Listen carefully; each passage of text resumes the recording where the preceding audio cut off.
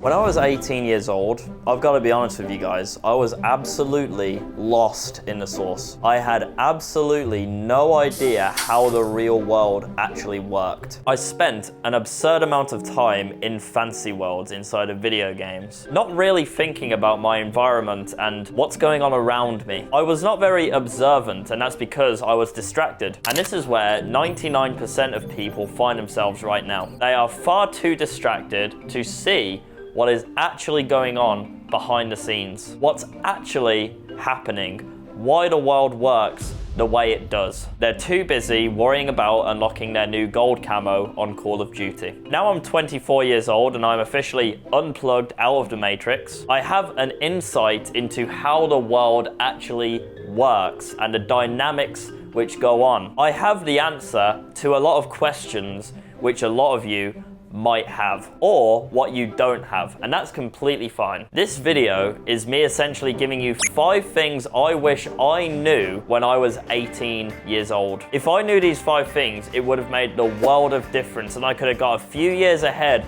of everyone else. With that being said, I do think I'm doing pretty well even knowing this information in the first place, because once again, 99% of people are just lost in a sauce. If you're not like that 99%, then listen closely and hit the subscribe button on the channel for more videos like this. Number 1, and this is the most important one in my opinion. The biggest psyop in the world right now is that the education system and the government works for you. They absolutely do not. The education system is in place not to educate you, not to make you a better, smarter, more rich, more fulfilled person. It is to turn you into a good worker. This is the sad reality of the world. Throughout history, humans have thrived off slave labor. Someone has to do the nitty-gritty, low leverage jobs, otherwise society would not function. The education system primes you for that life. It is not a righteous path forward to become a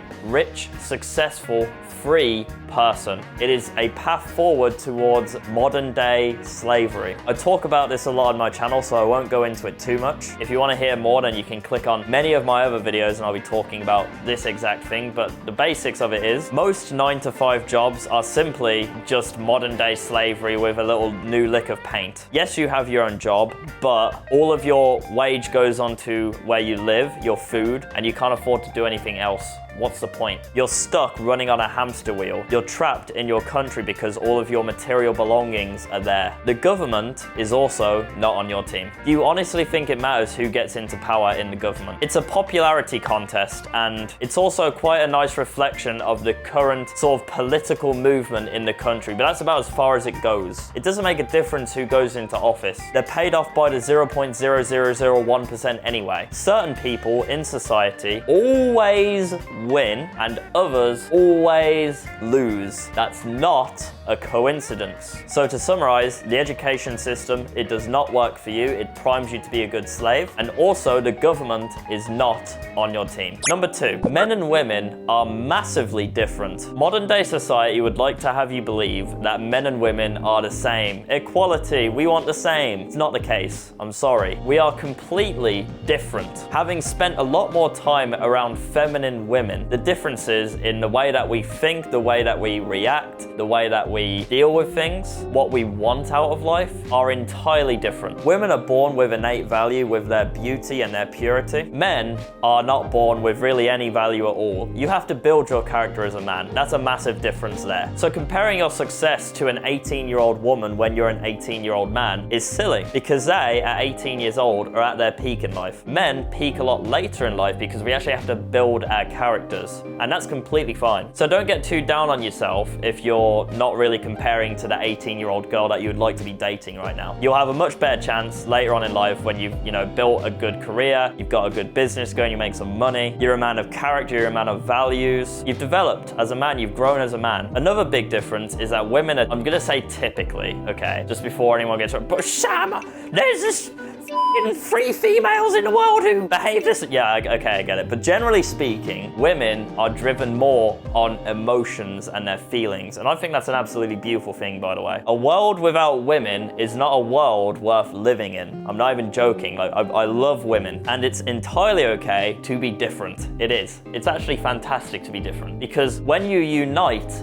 together, you fill in each other's weaknesses and you give each other strength, and it creates unity, and you're now a unit. It's absolutely beautiful. So it's fantastic that men and women are different. But with that said, women are driven more by emotions. I think men are more driven by sort of rationality and results. When a woman is complaining about a problem, she wants to feel heard, and a man's typical reaction is to try and problem solve. That's one of the main things which I've noticed about the male and female dynamic. Girl's complaining to me, I want to problem solve. I don't want her to have any issues at all. I want to carry the weight of the world on my big, broad, masculine shoulders so she doesn't have to worry about a f***ing thing. But the thing is, women just want to be heard. So there's just a few of the differences that I found between men and women, and oh my f***ing god, there's so much more. But I would be going on forever if I went into them. Just to summarize, men and women are different, and that's not only okay, but it's f***ing beautiful, okay? It's beautiful. Third is the value of building networks and connections. If you have a squad of killers behind you, you literally can't lose. How do you get a squad of killers behind you? Well, it's value exchange. You need to have value to give to your network so that you can extract value from them. Initially, the value which I had, which I used to infiltrate high-level circles, was my video editing and also my rational thinking. That was my way in. You might have your own strengths to play to. Another massive component of this is the average of 5 rule, which remains to be one of the truest sort of rules that I have come across on my journey. You are the average of the 5 people you spend the most time with. If you're spending time with a bunch of gamers who self-identify as losers, okay, you will be the 6th loser. I promise you that is the case. I f***ing promise you. A lot of you guys, you hear that and you still hang around the same bums every single day. You're still in the same Discord calls. If you don't have a high-level circle to actually be around, then you're actually better off being alone than spending time with losers, because you'll become more like the losers. At least when you're alone, you're actually becoming more like the content that you actually consume, the books that you read. If you're constantly sat in a Discord call with 5 losers, you're the 6th loser. Spend absolutely 0 time with people who lose. Only hang around winners. I am a winner. I only roll with winners, and that's it. I have 0 time for losers. I got 0 time for people who complain. Watch how quickly you'll turn into a killer. Energy is very infectious, so if you complain, it becomes real. Do not complain. This is something that my friend CEO of Testosterone has begun sort of hammering into me. Don't complain. You're not tired. You feel great, and I think that's f***ing amazing. Network and find a good circle of people to hang out with. Build and win together. Collaborate. That is how winners continue to win. 4th is the power of setting boundaries and saying no. Saying no to things and not actually giving into peer pressure makes you powerful. If you don't want to smoke that cigarette, don't smoke the cigarette. Say no. A lot of people would just conform and crumble in that scenario just to sort of like, yeah, okay, the boys are having a cigarette. I want to have a cigarette as well. Start to make the conscious sort of logical path in your brain, asking yourself, do I actually want this cigarette? If the answer is no, don't have the cigarette. If the answer is yes, have the cigarette. This sounds really silly. I know it does, but like this is something that I really struggled with for a very long time. I did not ever actually consider if I wanted to do the thing. I just did it because everyone else was doing it. This also applies to like choosing if you've got a decision to make. I'll give you a good example of this, which like it's a really random example, but this is what really clicked for me. I was around my friend's house and he had Huel, which if you don't know is essentially a protein shake. And I asked him, can I have some of your Huel? And he said yes. And then he said, which bottle do you want it in? And I already had a bottle in my hand, but then he whipped up another bottle. And I wanted it in the bottle I had in my hand. I wanted it in that. I would have enjoyed it more in that. But because it was easier for him to use this bottle and there was less friction for me to actually point out which bottle I genuinely wanted, I just said to him, use that bottle. And that sounds like an absolutely ridiculous, silly example, and maybe it is, but that's what clicked for me. Why do I not choose the things which I actually want? I don't want to cause too much fuss. I don't want to be the one that's left out. Drop that. You'll gain much more respect if you live your life on your own